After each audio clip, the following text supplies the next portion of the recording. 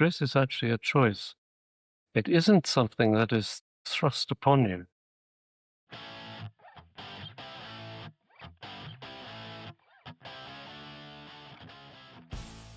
Hello, everyone, and welcome to the Brilliant Business Podcast. And today I'm talking to Dr. Derek Roger. So Dr. Roger spent a career in stress and stress management and working out what stress is, what it isn't, but importantly, what we can do about it. So Dr. Roger, would you please tell us what is stress and what is it not?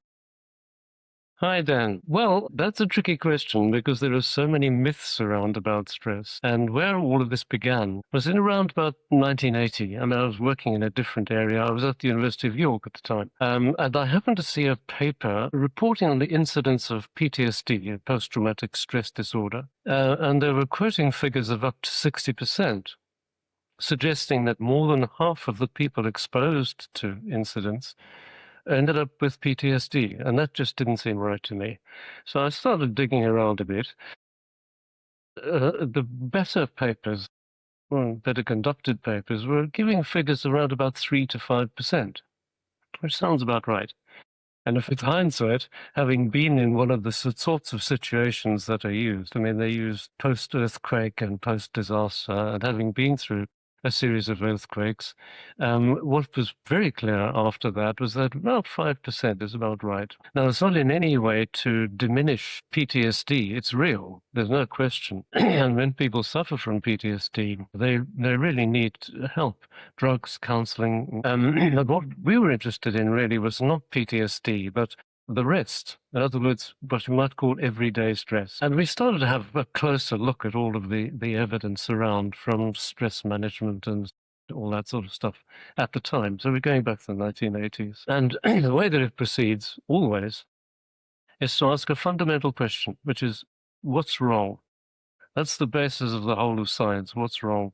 If we didn't ask that question, it's not interrogative fault finding. If we don't ask that question, we might still think that the sun revolved around the earth. So the whole of science is predicated on that. But when we had a look at the data around stress and stress management using that question, the answer turned out to be pretty much everything. There are just so many myths around about stress. And unfortunately, they're still current. People still believe these things. As a very simple example, in our training program, we ask people at the beginning, does anyone think that a bit of stress is good for you? And most people raise their hands. It's become so embedded in our culture. We ask them the second question, which is, well, when you're stressed, how do you feel? Are you overjoyed? Can you wait for the next little bout of stress? The answer is mostly miserable. And nothing that makes you miserable could possibly be good for you. So the first principle is that there's no such thing as good stress. Let's get rid of that idea. The second most important thing is that from our perspective, stress is actually a choice. It isn't something that is thrust upon you. And all of that comes from this idea of what causes my stress. We attribute it to things like events and people and things like that. Typically, wife, husband, partner, dog, cat, children, manager, whatever. And that's a mistake. Because once you do that, once you put stress out there, there's very little out there that you have direct control over. So what you do is you create victimhood. You become a victim of circumstance. And so we want to get away from that idea as well. This whole idea of life events is based on the stimulus. Stress is the stimulus. And our view is that stress is the response. It's the way that you respond, not the thing itself. But you mentioned stress as a choice. Sorry. So, it's a choice between what? What are the choices that people make? Because I'm also assuming it's not always a conscious choice. It's a choice by default, maybe? The thing is that it is conscious in the sense that in our training program, which I'll get to in more detail later, the first step is to wake up. So the principle is that people are asleep most of the time. And only when you wake up do you have that choice. Prior to that, you're just on autopilot. Once you wake up and you have control of your attention, that's when you can make the change. So it is a choice, and it's a choice as to whether you turn pressure into stress or not. And I'll say a little bit more about that shortly. Just by way of background, one of the things that people respond to very positively on the training, it's always mentioned, is the evidence base. And the challenge of change has a particularly strong evidence base, because when I began this stuff in the 1980s, I wasn't in the least interested in training. It was just straight up and down research. And when we started, there was all this stuff that, as far as we were concerned, was wrong. It was a mythology. We've set all of that aside. So we didn't refer at all to any of the prior work. So it was a pretty atheoretical approach. And we wanted to answer two questions. What is stress actually? And how can we measure it accurately? So we dispense with all these ideas of life events. They don't measure stress at all. And so for the first 10 years until the early 90s, it was just research. As a consequence, we've published over 100 peer-reviewed papers, book chapters and books and things like that. So there's a very strong evidence base. And it is true that if you ask anybody running a training program, they'll claim to have an evidence base. When you look a bit more closely, a lot of it is pretty much anecdotal. There's not a lot of science in it. And I should very quickly say that that's not a cheap shot at other trainers. I'm very well aware of the privilege I had for that kind of research. And it was really in-depth, high-level research. It was a privilege to be able to do that as my job, really. So it has this very strong evidence base. But the training itself is very practical. How does one measure stress? Well, we've set aside the idea of it being a stimulus. So then you need to measure the response. And that comes to our definition of stress. So let's get straight to that. We've set aside this idea of good and bad stress. And what we distinguished between instead was pressure and stress. I mean, that sounds a little bit like just playing with words, but it isn't really, because pressure you can measure accurately. What it is a demand to perform. It starts from the moment you wake up in the morning, and the demand is to get up and get ready to go to work. Now, during the day, obviously it varies in intensity. Sometimes there's a lot of pressure, sometimes there's less. But it is just pressure. It's not stress. So here's a little story. If I may use a little story to illustrate. Please, yeah. Let's suppose the alarm goes off in the morning, and on this occasion, you doze off again, and you suddenly wake up 10 minutes later, and you realize you're going to be late. And so you start flying around trying to get ready. Now, a lot of people would say, whoa, that's stress. No, it's not. The pressure has just increased. So then you end up on the motorway. Here in the UK, probably M25, London Orbital, with the inevitable motorway queue. And you get stuck behind this queue. And you start fuming and raging and all the rest of it. And people say, well, that's stress. But for all your fuming and raging, what happens to the motorway queue? It doesn't move an inch. This is completely pointless. And it's just an increase in pressure. It's a self-inflicted one as well. Then you get to work, and your manager in front of your colleagues makes some sort of comment like, oh, good afternoon, thanks for coming in. And at that point, that's when you have the choice. The choice is that you can sit down behind your desk and you can really focus. You are late, you have to catch up, and you really focus. Your attention is completely focused on the work. Or you can sit down and start churning over what your colleagues think of you, what your boss thinks of you, that you're going to lose your job. Before you know it, in your mind, you're living in a caravan somewhere. You've had to sell up and, you haven't a job all the rest of it. This is what Mark Twain, the long-dead American writer, described as the worst things in his life that never happened.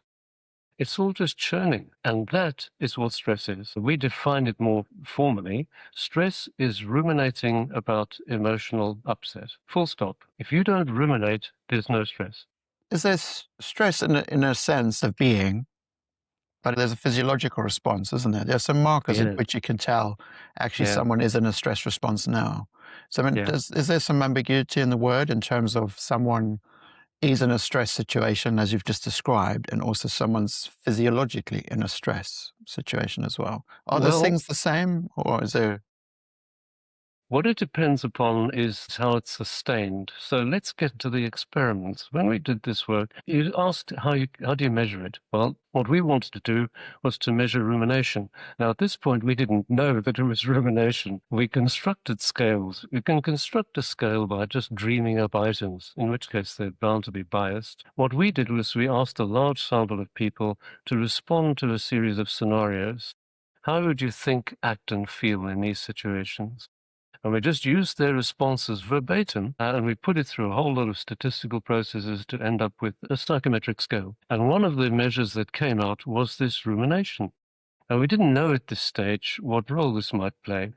So we wanted to have a look at it physiologically, because from my perspective, all of our work needed to be validated against physiology, not against hypothetical psychology constructs, but against physiology. And the physiology is predicated on two hormones, adrenaline and cortisol, to which people would say, oh, yes, stress hormones. They're not stress hormones at all.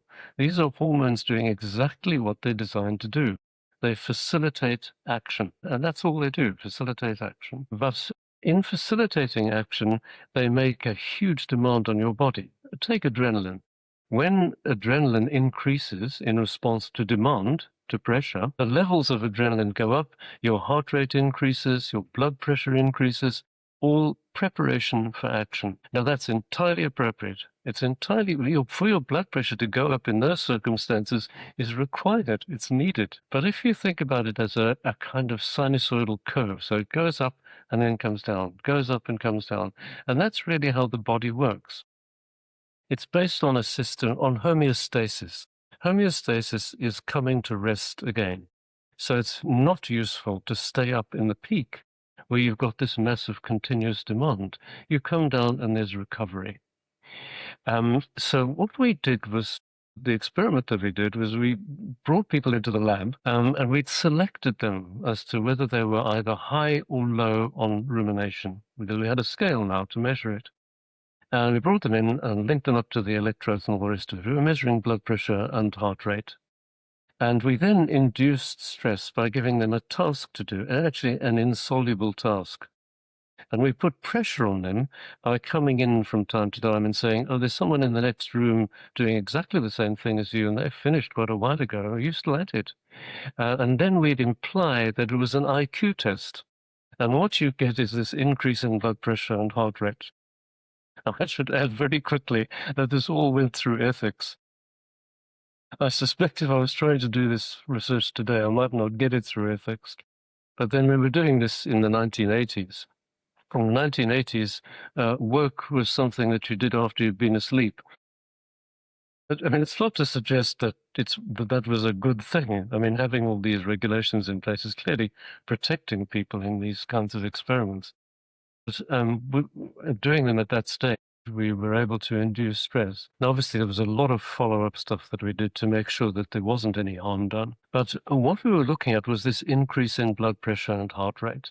And for everybody, all of the people high or low on rumination, there was the predictable increase in heart rate and blood pressure as a consequence of adrenaline. We then stopped the task and just asked them to relax. Continued to monitor and waited to see how long it took them to get back down to the resting level. And what we discovered they told us was that you don't need to be exposed to anything to produce this increase in adrenaline. You only need to think about things that upset you. So if you go on churning afterwards, what you're doing is these peaks and troughs, you're connecting up the peaks and you're actually preventing adequate recovery. So that's led us to define stress. Absolutely. As rumination, it isn't anything else. It's just that. If you don't ruminate, then there's recovery. Was there any difference for the people who, in their own cognitive ability, does your cognitive ability degrade when you're in a high stress environment? Your ability to function and process? Yes, hugely. Because if you think about that, we switched to the training program for a moment. The first step, as I said, was waking up. And the second step is controlling your attention. In other words, giving your attention intentionally. And what happens if you're ruminating? Your attention has been hijacked. It's snatched away. You're no longer attending to what's in front of you. Now, we actually include, prior to rumination, another step in a kind of continuum of sleep, which we call waking sleep. And waking sleep is familiar to everyone. You're driving down the motorway and you miss the turnoff. And you miss the turnoff because you were thinking about what you were going to do that evening, the meal you were going to have, the people you're going to meet, just daydreaming effectively. And your attention has been snatched away. So there's an efficiency cost because you're not attending. If you're sitting at your desk and a piece of work arrives and you take one look and you think, oh, not that again, and you start thinking about something else, your attention is gone and the work doesn't get done. You can't do anything without attention. So when your attention is snatched away, work stops. So there's a huge efficiency cost. Now, once you ruminate, it's not just an efficiency cost any longer. There's a real physiological cost. And we looked at that in a lot of detail. What you do by sustaining this elevation in adrenaline is you put a massive cardiovascular demand on your body. You also, with cortisol, which is the other so-called stress hormone, cortisol compromises immunity if it's sustained at high levels for a prolonged period of time. So if without the recovery, what you're doing is compromising immunity. And we looked at that. We looked at directly at cortisol. We used cortisol assays. You can assay cortisol from blood and from urine and from saliva, and we did all those studies as well and got the same result. People who chronically ruminate have a prolonged and exaggerated cortisol response. We then, and this was collaboration that we did with the medical school at Aarhus in Denmark.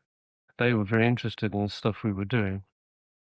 And they did some studies using plasma samples to look directly at immune function and got the same result. Rumination is directly related to immune compromise. So you not only make this massive cardiovascular demand, you also compromise your immunity. And you're doing all of that by churning over what ifs and if onlys. All these worst things in my life that never. So it seems that people who've got this high rumination response, there seems to be a spiral here in terms of while they're in this rumination phase, their own cognitive ability is reduced. So therefore the ability to manage problems is reduced. And then they've also got the cortisol response, which affects their immunity. So they might be more prone to illnesses. So there's a spiral that goes in there. So there needs to be some sort of intervention where we say, actually, we need to Yes. change this cycle. Yes. Well, if you think about it, let's take waking sleep and rumination. The one is a daydream, if you like, and the other is a nightmare, and a daymare, I suppose you'd call it. And in those circumstances, you are kind of trapped in that because they are dreams. No, they don't exist. And the fact is that all that exists is right now. Anything except now has to be a thought. And those thoughts can be very useful. We do make a distinction in the training between rumination and reflection. Reflection is intentionally drawing on experience and making a plan, entirely appropriate. Rumination and waking sleep is when your attention has been snatched away, it's been hijacked. And the difficulty here is that until you wake up, the spiral continues. You have to wake up. It's the same as having a nightmare at night. You wake up and you think, thank goodness it was only a dream. So you have to wake up. And I would say that from the training perspective, that's the biggest challenge, is internalizing the alarm. Ideally, you'd have someone there saying, are you awake? Are you awake every 5 minutes or whatever? You have to internalize that alarm. Now, what we find in the training is that it is very impactful. And for example, we split the training over 2 or more days in smaller sessions. And after the first session, people have a bit of homework, which is that overnight or before the next meeting, we invite them to just notice how often they're in waking sleep, because by now they know what waking sleep and rumination are about. When they come back, they all are astonished, actually, to discover how much of their lives they're absent. And some of them are really concerned about it. But the question that I then put to them is, well, how do you know you're in waking sleep? And the answer has to be that I realized with retrospect I'd woken up. I had been asleep. It's always retrospective. And so those people have actually spent a great deal of time waking up. They must have done, otherwise they wouldn't have noticed. And that's the beginning of the internalizing of the alarm. And what happens is if people practice, and it's true with this training program, we don't dish out pills at the end. There's no magic bullet. There's no prescription, is there? No drug. No, I'm sorry, I'm afraid not. The prescription is practice. And that's true with anything, isn't it? I mean, if you wanted to learn a musical instrument, it doesn't happen overnight. You have to practice, practice, practice. And this is all about practicing. And the practice is that as soon as you wake up, to stay awake for as long as you can, to remain connected in the present. And it's so easy to do that.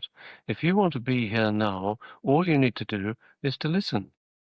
Now let's use listening as it's connecting with your senses. Any of your senses will do. But with listening, if you listen right now to my voice as I'm speaking, and when I'm not speaking, listen to any other sound that you can hear. And if you do that, you're controlling attention and you're in the present, because those sounds are only happening now. and it brings you into the present. Now, the thing is that you don't stay in the present. You draw on your experience, you make plans. That's entirely appropriate, but you're doing it from this perspective of being awake instead of having our attention snatched away. What is anxiety then? Because that's also a term which is bandied about a lot. It's a bit of a tricky one because what you introduce is something potentially clinical. If we talked about anxiety and depression, which actually are often what's called comorbid, they occur together. They involve much the same sorts of neurotransmitter processes and things. And it's best to think about them as a bell curve. And bell curves have a bad reputation, mainly because of a book that was published about them, which tried to make an argument about race, really. I won't go into all of that, but, they got a very bad name. But the bell curve definitely exists. Almost everything in the biological sciences is bell curve distributed. Most people in the middle. As you go to the extremes, you find fewer and fewer people. And with something like anxiety or depression, the bell curve at the one extreme end, there are people who, in my view, and it's not necessarily widely held, but well, I think most people in the medical profession certainly would accept that there is a biogenetic implication at that end. And because there is a biochemical imbalance, to rebalance that biochemistry, you need to use other chemicals. In other words, you use drugs. And I think there's too much sort of embarrassment about drugs and depression, all the rest of it. These drugs are amazingly effective, and you need to get over yourself, really, and use them. And people say, oh, yeah, what about the side effects? Well, what would you prefer, being in the black hole or having the side effects, So, but that's at the extreme end. That's a clinical issue. And as you come closer towards the middle of the distribution, you find most people, they have their ups and downs. But with both anxiety and depression, rumination remains a key feature. And fairly typically, and we have looked at this in the research, fairly typically, anxiety is ruminating about the future. Depression is ruminating about the past, regrets and things like that. Broadly speaking, it's very, very broadly speaking. So rumination remains an absolutely key feature, as you might expect, I think. Once you introduce the idea of anxiety or depression, immediately you have to take account of it as a clinical issue, as well as being part of the normal curve. Is stress inevitable then? No, you're absolutely not genetically programmed to ruminate. Now, the reason we know that is that as a consequence of the training, obviously we follow people up, we do lots of follow-ups, and there's no question that with practice, it changes. Well, if it was hardwired, it wouldn't change. This is entirely changeable. People will say things like, "Oh, my mother was a ruminator. Oh, my grandmother, and my great-grandmother." That's why and what you're saying effectively is that this is genetic. It's fixed. I couldn't avoid it. You just had good models. You just modeled your behavior. It's habitual behavior for the most part. I mean, my personal view is that there is DNA lurking in just about everything, actually, but it's the proportion. So with something like eye color, we even know where on the genome it's determined. But with something like rumination, there'll be a small contribution from genetics, but primarily it's changeable behavior. In fact, it would have to be, otherwise we wouldn't run a training program. You wouldn't be able to change it. So yes, it's absolutely changeable. It's not inevitable by any means. You've mentioned the challenge of change. Can you give us more information on that? Well, we did all this research for 10 years or so, and then thought, well, this could be useful. We were approached by the police. In fact, he was one of our undergraduate students. He was the chief inspector of the local force in North Yorkshire, and he was concerned about spending all this money on stress management programs that were not having any effect at all. And so he said, well, you're talking a little bit about this training that you've started to develop. How about trying it out for the police? And that was brilliant because he was in charge. We could tell people we could really be selective about the samples that we used, and we could be really do proper controlled trials. And so they were already using this conventional stress management, and that was given to the control group. And the experimental group received our training, was a series of groups, wasn't just one group. We could compare the outcome, and the outcome we were using was sickness absence. We decided to use something that really is difficult to shift, and we got a very significant effect. The people who had done the Challenge of Change program, there was a significant reduction in sickness absence. And so from there, we in fact, we set up a company. It's called the Work Skills Center. So the Work Skills Center was established in the early 90s to provide a vehicle for the training. And we were running it here in the UK for probably 10 years, very widely implemented. We were preferred providers of training for the BBC, for example. So we trained a lot of people across the BBC. I was at that stage still at the university, and in those long gone days, you could spend time pursuing your own consultancy. And I spent a day a week doing that, but it was constrained, obviously. There was a limit to how much I could do. And so that meant that I had a huge backup. I was booked up 6 months in advance. But then around that point, I was invited to New Zealand on a visiting professorship. And it's a common idea, and you spend typically an academic term or whatever on a kind of sabbatical somewhere else. So I was invited over there, and we went over. I was there with my wife, and we absolutely loved it. And so the one term turned into 12 years. And rather than having a full-time academic post there, I spent most of the time implementing the program. So it's very widely disseminated in New Zealand, and it really got going there. We came back in 2015, and it's now offered worldwide, actually, by accredited trainers. So I accredit people to offer the training. I don't do a great deal of hands-on training anymore. I do some, but not very much. Most of it is done by accreditees. The program itself is typically 1 day, ideally split over more than a day, to give the opportunity for the homework that I've spoken about already. But it also just makes for a better learning experience, really, having it spread out a bit. And it's a 4-step program. So I've spoken about the first 2 steps of waking up and controlling attention. And the third step is to become detached. And that immediately provokes a response from people of being aloof and cold. Detachment sounds like that. But we mean it more in, I suppose, what you might call the Buddhist sense. So Is it Buddhist, stoicism in any sense? yes, actually, similar to. But Stoicism, just like Buddhism, is misunderstood. It's not just suffering and putting up with things. It's having a detached perspective, really. It's seeing things for what they are, not wishing they were any other than the way they are. And Buddhists talk about, often on the training program, if there's anybody who has a Buddhist background, they'll say, oh, this just sounds like Buddhism. And I guess they're right up to a point, because what we mean by being detached is gaining perspective. In other words, instead of becoming overwhelmed, being able to see the wood for the trees.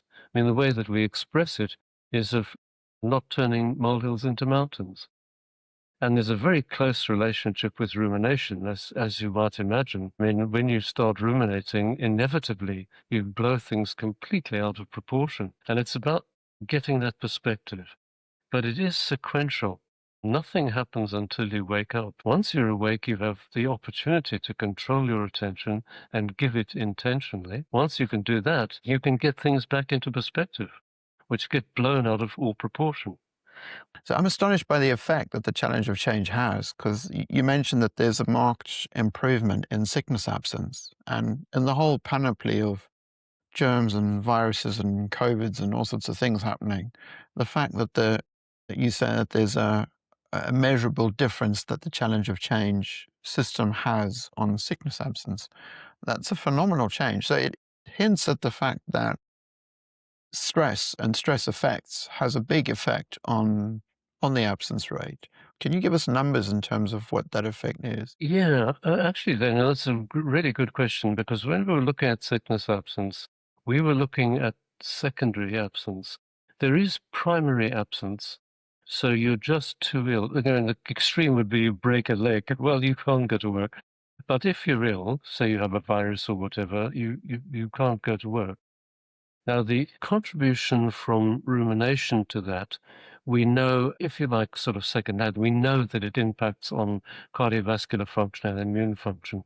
So no doubt it does contribute to that. There's no doubt about that. But we were looking at secondary absence. So people are ill for a couple of days, but they've recovered. And then they think, God, I don't want to go back. And so they stay at home for another couple of days. That's secondary absence. And it was secondary absence that we were impacting on primarily. If you have a different perspective of things, if you're not stressing yourself out, if you can see things for what they are, in other words, having that detached perspective, then you go to work. You don't stay at home, you don't take those days off. So it's primary, secondary absence that we were looking at. Although, we actually know from the immune function work and the cardiovascular work that there is a significant impact directly on your actual physical health from stress. In other words, from rumination, which is how we define stress. How is that individual different in the workplace? If they've gone through the challenge of change, they come back. I'd imagine they're not at the baseline that they were. Do they feel happier, more productive in that workplace? Yeah, I mean, it sounds so glib. They are happier. The challenge of change, it's intended as workplace intervention. It's corporate training. And the idea is to help people to be happier at work. I mean, the trouble with saying that, it sounds so almost superficial and glib, really. But, if you think about it, just consider how unhappy people are at work. And so much of that unhappiness comes from feeling stressed. And that stress, to quite a large extent, is choice. Now, the thing is that it may be that you're in a job where no matter how much you don't ruminate, you still have a boss who is the manager from hell. And the solution to that, short of assassination, your only choice really is to leave. Now, the thing is, I don't think there's any problem with leaving. One of the things that the challenge of change does, actually, is to give people that courage to take these kinds of steps, to keep things in perspective, to not blow it all out of all proportion. If I move, everything might fall apart. Instead, have a go, do something different. But that's not to say that you should just leave. Obviously, you try to do something before you take that step. But so much of the sort of misery that people experience is just down to ruminating about it, churning over how unhappy they are. And a first step is, instead of saying to people, "Oh, I'm so stressed," just change the wording. "I've got a lot of pressure on at the moment." It changes the whole thing. And it is about being happier. And if you can't resolve the issue, if the stress that you're feeling, and it's still a choice, it remains a choice, but you're constantly being presented with this manager from hell, and you can't change that necessarily, well, leave, go somewhere else. It's just not worth giving up your life for that kind of situation. You've also done empirical study on the effects of the challenge of change on workplaces. So in New Zealand, for example, you did a study on how the culture changed in an organization. Can you Mm. give us information on that? We looked at quite a number of things. One of the things we looked at was we had access to a huge amount of data from one particular company. They were extremely generous, actually. And we also had data from the psychometric scales that we developed as part of the training. So we could relate the scales to assessments of those managers. And it was done on feedback from their direct reports.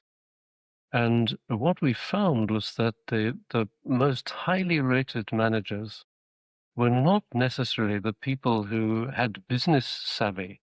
They were the people.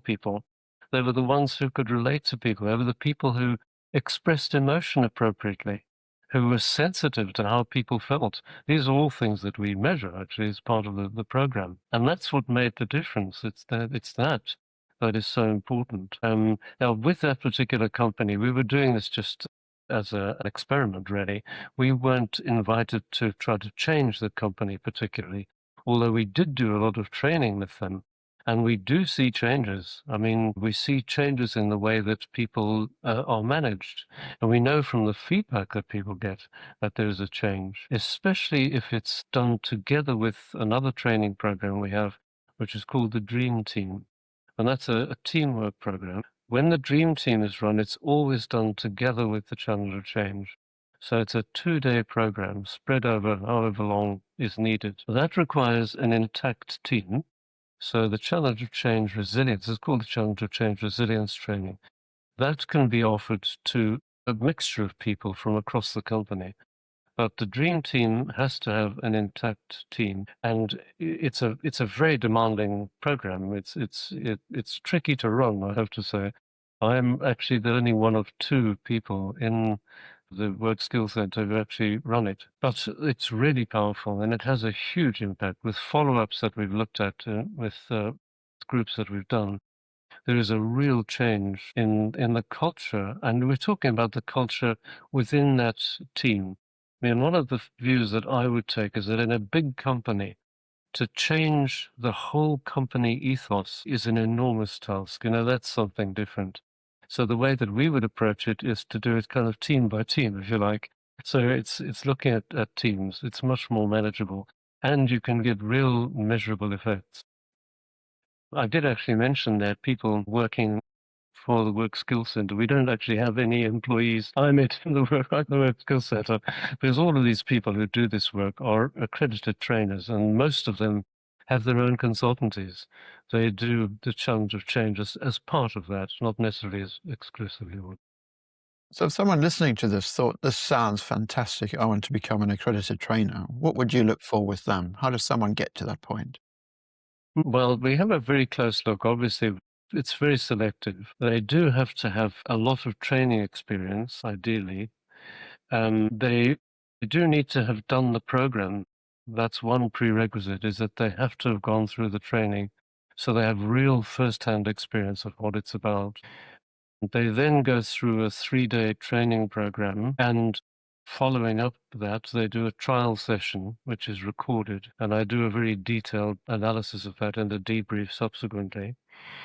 Sometimes they may be asked to do a second trial after that, and it's only after that process that they are then licensed, as it were, to offer the training. So yes, it is possible, but it is selective, definitely. It sounds like a terrific career, I think, for the right person to get involved in. I think so. But if you're interested in training, I think one of the things that the accreditees all say is the reason they really love doing it is that, first of all, they do the training and they have people come in with all of these preconceptions, these myths in mind about stress, and they're challenged all of them. And it's so rewarding, actually, to see the penny drop. And by the end of the training, to see how there's a kind of burden lifted off people if they've come in feeling very stressed. And more importantly, the follow-up, that they take this away with them, because it's not something, although it's a corporate training program, as I'm sure you'll appreciate, these are the sorts of things that you can use in your daily life, because it's not just at work that you might feel stressed out. You can feel just as stressed out at home. So it's a program that people can take away with them. And I think that the accreditees really find it so rewarding. It makes for a very rewarding process. And it's also entertaining. I mean, when you do a training program, you have to entertain people in the best sense of the word.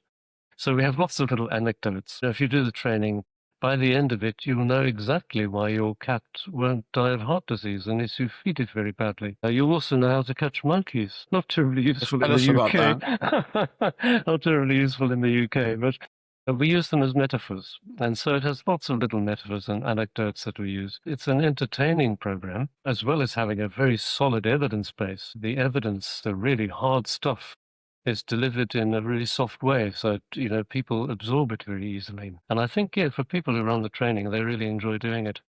What I'm liking about the sound of what you do is a lot of corporate training talks about a specific thing, so how to be a better accountant or rolling out knowledge about a new legal framework or something. But this training can have a dramatic effect on someone's whole life, not just their aspect of work. And you also talk about work-life balance and how that's maybe not the correct description of it. Yeah, the trouble with this work-life balance idea is that it implies that at work you don't have a life. Life is outside of work, and that's just not true. And if you see work in that way, you're bound to find it burdensome. You're bound to end up ruminating about it. It's not very helpful. So it's not about work-life balance. It's just about balance in life generally. And I think you're right. It's not specific training about one particular aspect of your job. That's very important, obviously. That's required. But we're providing something, I think, a little more generic than that, which informs all of that. So you can be a better accountant if you learn how to do accountancy, but you'll also be a better accountant if you don't churn, if you don't ruminate. The people that we get coming on the training, obviously a lot of them are experiencing a lot of stress without realizing that they're making the choice. Some, in fact, have even been diagnosed with PTSD. And what I was saying earlier about that is we have the idea of a threshold, is that no matter how resilient you are, if there is enough of an emotional impact, you can be pushed through that threshold. And it will vary from person to person, even within one person. On one occasion, they deal with something perfectly well. On another occasion, they don't. But for some people, they go through that threshold and they suffer from post-traumatic stress, but it comes back again. They resolve it themselves. For others, they really need intensive help to overcome that. And that's not something that the Challenge of Change addresses directly. People who've come suffering from PTSD say that, yes, it has helped them, but more as a kind of adjunct to the counseling or the drug treatments that they're already receiving. So it helps in that way. But mainly what we are addressing is what we call day-to-day stress, primarily at work because it's delivered in a corporate context, but it is much wider than that. It's a life skill. It makes it sound a bit grand, but it is a life skill. There's no question about that. I think a lot of people will be simultaneously delighted and horrified that stress is a choice.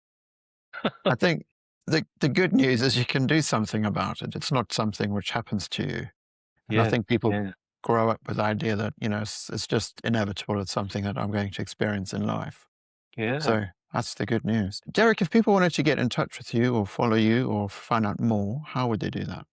Well, go to the website. That's the best place to start.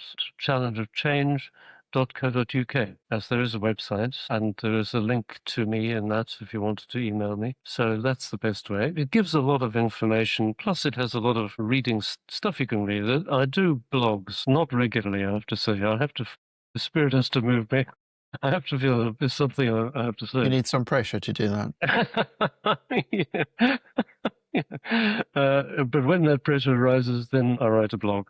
And those blogs are all there. They're on the website for people to have a look at. Yeah, and those are tremendously informative. I can say there's some really interesting discussions that you have in those. They're Good. So I'm glad you enjoyed them. Good. unlike content I've read elsewhere, so you really do get a new perspective on things. Oh, that's good. Yeah. Derek, thank you. It's been a tremendously interesting discussion. I think it's such a terrific thing for companies to be able to invest in their people, not just Mm. in the workspace, but also in someone's whole life. So someone's whole life could be affected by, in a positive way, by what you do. And that you're also empowering people beyond being subject to life happening to them, that they actually have much more of a choice. They've got much more agency in being able Yeah. to determine their response to that. And I think that's terrific. Yeah, that's Thank nicely you. summarized, Daniel. Thank you. Thank you very much.